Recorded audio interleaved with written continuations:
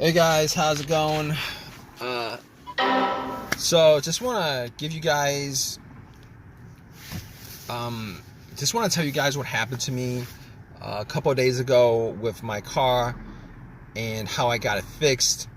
So basically, I was at the park. Um, the car drove fine all day, and I parked it, went for a jog for about an hour, came back. Already all set to go back home, and then when I try to start it, it would crank, but it wouldn't start.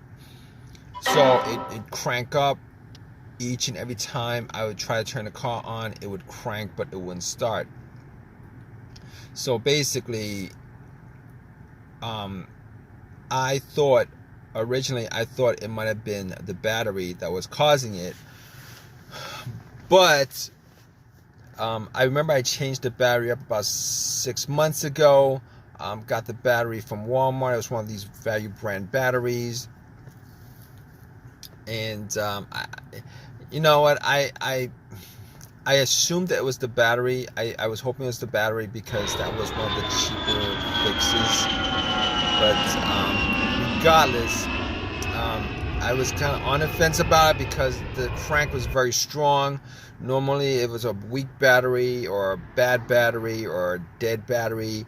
That would be a kind of like a slow crank, a low crank, a slow crank, or it wouldn't start at all. So I was thinking, turn on the headlights, went out, checked up beams, the headlights to see whether they were strong or not, just to give me, just to see where the batteries were at. So I went out, checked the headlights. The headlights were very, very strong, and at that point, I was thinking it probably wasn't a battery. So I popped the hood and looked at the battery just to see, because I thought that was the main reason for it. Terminals were a little bit corroded, and I remember last time I really didn't clean the terminals at all. There was a little bit of debris on the inside, whitish stuff, and I pretty much had a can of Coke in the car, poured it on the terminals, had it fizz up, oxidized, and took some napkins to clean it, and popped it back in. They weren't loose, but they weren't super tight as far as the terminal is concerned. I was able to pop them out, pop them in, and I was hoping that would resolve the issue.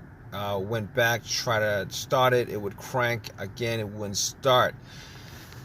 At that point, I was pretty sure it probably was not the battery, but seeing as how I had a booster pack on me that I bought 6 months ago when I had that issue with the battery, and I haven't used it since. It was about 80% charged. Popped it on.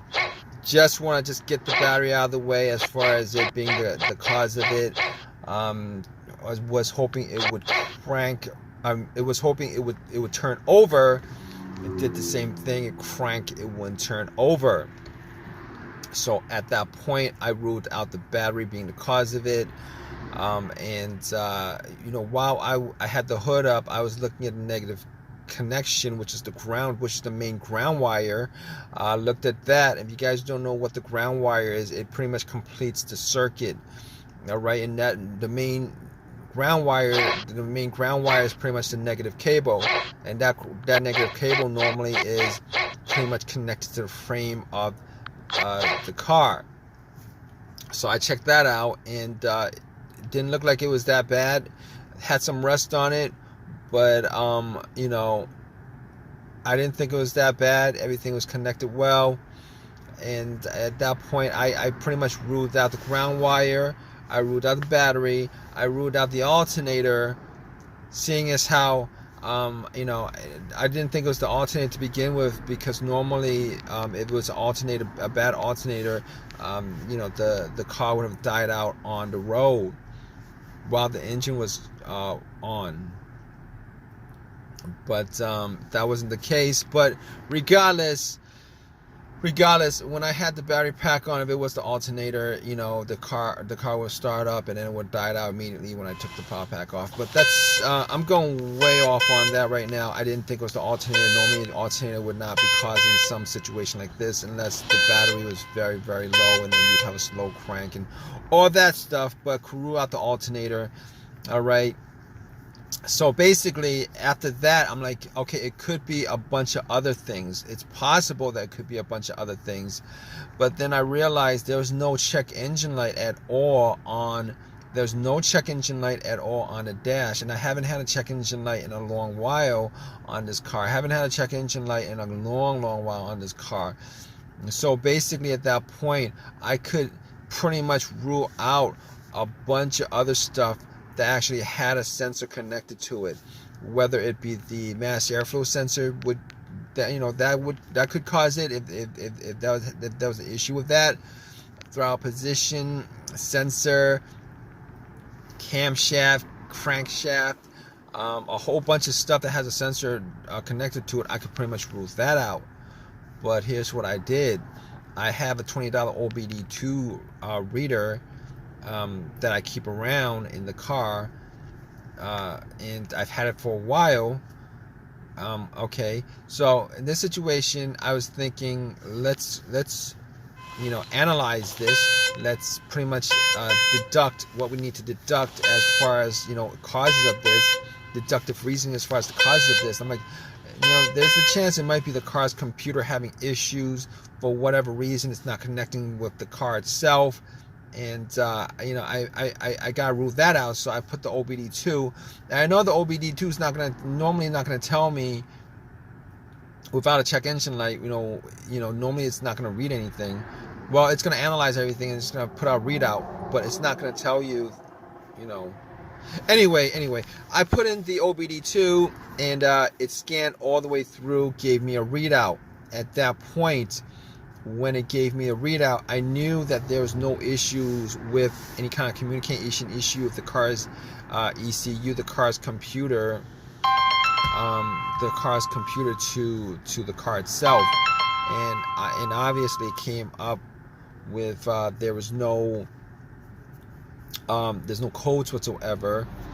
Everything looked good. So just from doing that, I could rule out the car's computer being the issue. I could rule out any single sensor every single sensor that may that may be causing this. I could anything that had a sensor that could be causing it, that the OBD2 scanner could read. I could rule all those things out. So at that point, I was stuck with a couple of things. One of those things could be either a fuse, a relay, fuel pump filter, maybe the ignition switch, maybe the ignition cylinder. But here's the thing. All right. Okay. So I got to the fuse box. Okay. We're going down the list of things to look for. I go down to I get to the fuse box and checked out all the fuses to make sure there were no blown fuse. I did not have a fuse tester on me, so I tried to smell to see whether there was any kind of smell, any kind of burnt smell, whatever. There was nothing like that. So I could kind of rule all of that out. Not that I mean, it's possible that there's a blown fuse and I wasn't able to spot it, but normally you would use a fuse tester for that. So basically, we're left with relays, and the fuel pump as major failures that could be causing this issue. So I was looking, before I even went there, I forgot to say that another test I did was.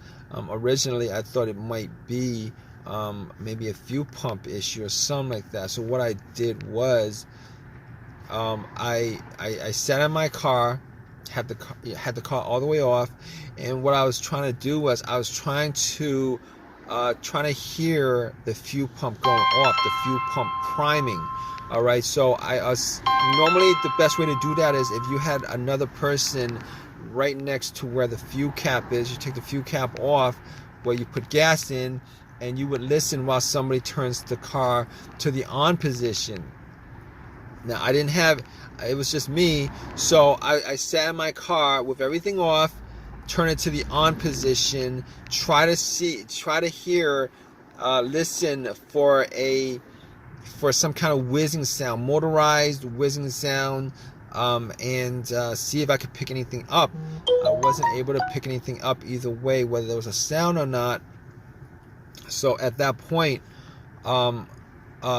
couldn't figure out exactly whether it was the fuel pump that was the issue. So obviously got to the relays, and you know, didn't notice anything different with the relays. So I actually, you know, just to test out the relay to see whether the relay might have had issues or something like that, I actually swapped another relay for that relay.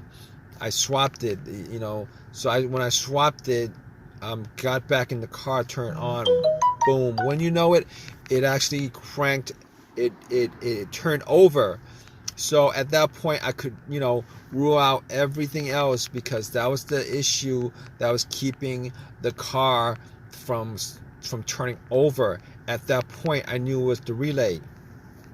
All right, if it didn't turn over, it might have been something else, probably the fuel pump or whatever. Could be, you know, probably the fuel pump. But anyway, just to tell you how I fixed it, you know, went to AutoZone, got another relay, swapped it out, and haven't had an issue, haven't had a crank no start issue since.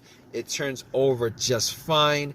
And you know, ever since that happened a couple of days ago, car's been driving fine. It's been turning over fine. It's been cranking over fine. Had no issues with it. So if you guys are in this situation, you know, you guys want to know, try to figure out what's causing that situation, what you guys you know, just go down the list of what I went through on this video. As far as just eliminating stuff that could be causing it, there's a good chance that, you know, your problem could be caused by one of those, you know, one of those things. But in any case, hope you guys enjoyed this video. If you guys have any comments, please leave a comment in the comment section. Please subscribe. Please give me a thumbs up. I really appreciate it. Hope this has helped you guys out. All right, guys, take care.